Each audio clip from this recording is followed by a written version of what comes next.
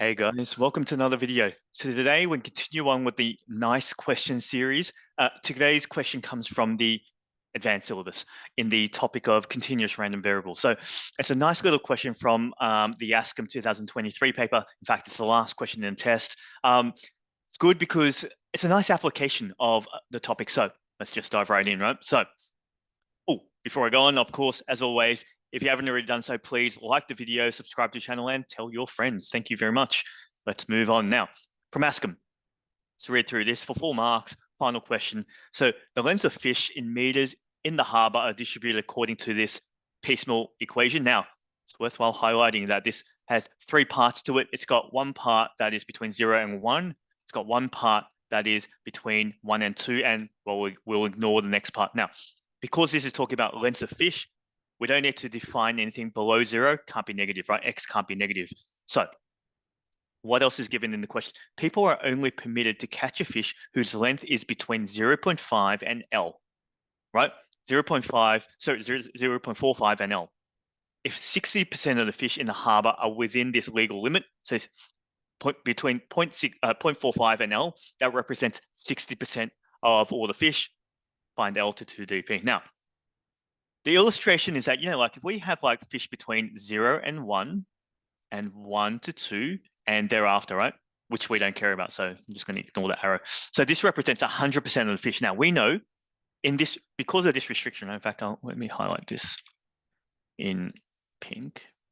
Oops. Well, let me highlight this in pink. Because of this restriction, we basically have like 0.45, right?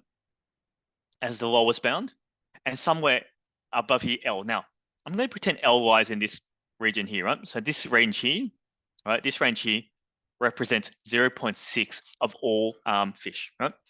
By the way, that L can be over here as well.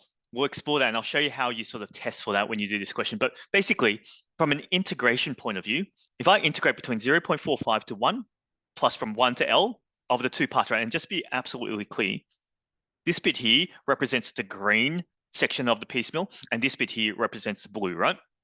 So I'll be integrating a part of the green, and I'll integrate part of the blue, and set those 2 components to add up to 0.6. So your integration statement should look a little bit like this, right? Integral from now, not from 0, right? Because I'm excluding 0 here, because in this context, the smallest value of the limit is 0.45, right? So from 0.45 all the way to 1, right? The green part there of its function, which is a bit of a monster, but let's have a look. X squared minus 1 cubed. Yeah, that's nice because that looks like it's using the reverse chain rule, and then plus 0.5 dx, right? So that's the green integral, and then plus from 1 to this L value, right? And of the second integral, which is negative on 2 dx, and I know that this equals to 0.6 of the population, right? Now, for those that are like, how do you know L is here and not here? Well, you'll see, right? Because if you integrated this bit, right, if that bit there itself was bigger than 0.6, you'll know that you should have shifted the limit back onto the green, right? Let's integrate that and then we'll see, right?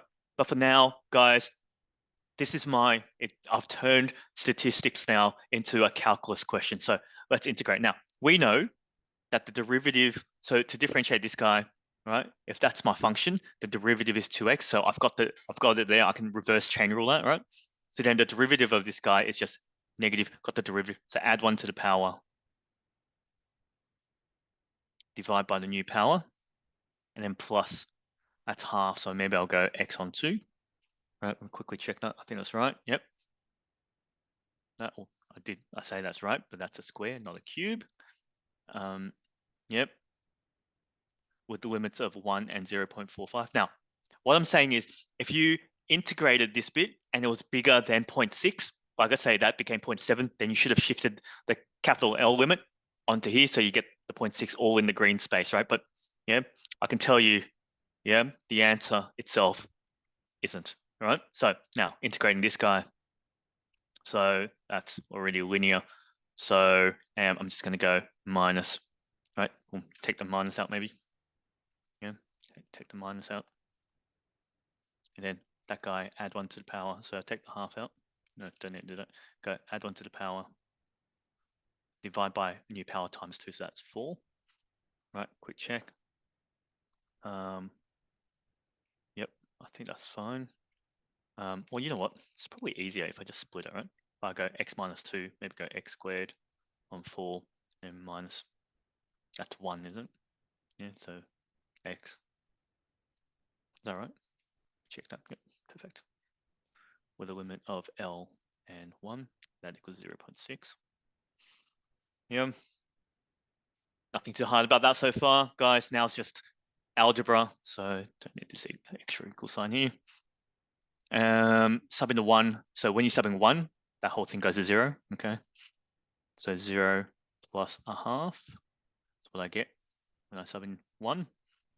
Sub in 0.45. Jesus, negative 0.45 squared. I believe the answer you get, by the way, is really ugly. So a bit of forewarning that it's not pretty. Over 4 plus 0.45 on 2.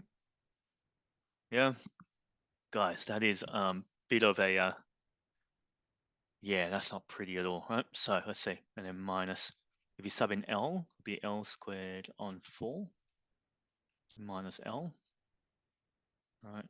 So minus, when you sub in 1, it'd be like a quarter minus 1.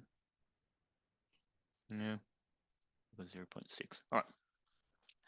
Now I believe, well, maybe change everything in decimals. This one's 0.5.